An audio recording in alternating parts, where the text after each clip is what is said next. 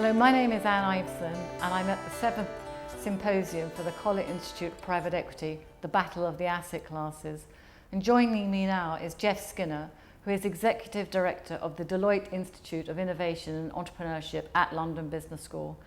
Jeff, thank you for joining me. You moderated a fantastic panel today. Well, I enjoyed it. It was very interesting, and I think a lot of interesting aspects and insights arose.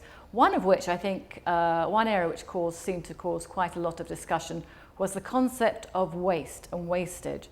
Bill Janeway in his book talks about the fact that innovation comes very close with wastage, i.e. you cannot have innovation without some degree of waste. And I know that you and some of the others may have a different view on this. What are your thoughts? Well, I really like this debate about waste. There were two really very different points of view which I thought were teased out. The first was that sometimes you have to put money into, and we're talking particularly about public sources of money here, you have to put money into an activity, a technology, without really knowing where it's going and without really having a clear idea of how the returns might be and when they might be.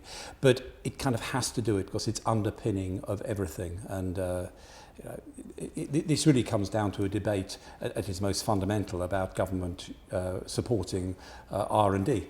Where of course it puts money in the form of grant and it gets nothing back. Now, is that wastage, or is it investment, or is it actually trying to back winners, or is it actually addressing externalities where you know that the country, through employment, through taxes, through all the other goods, is going to benefit enormously, even if the government, it's very unsure when and if those returns are going to come. You have a kind of logic for it.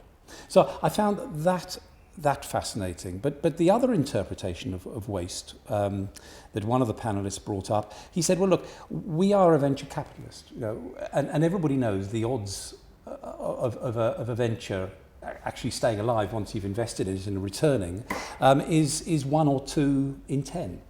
I said, now, do you call the other 8 wasted?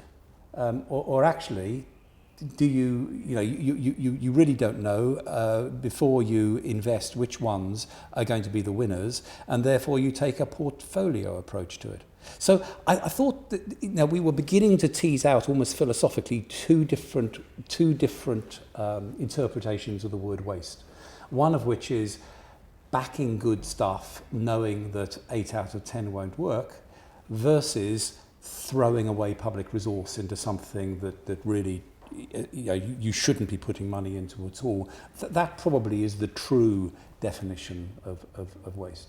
And I think there are some very nice anecdotes about where it's happened, and in terms of comparing the different ways that maybe the computer industry has developed in US versus Europe, and then also I suppose the degree on where, as you talk about this allocation from public funds, as to what level of the strategy or pyramid it's allocated to. Well, yeah, I think we came to the point of view that there has to be public investment in this, but there's intelligent and unintelligent investment.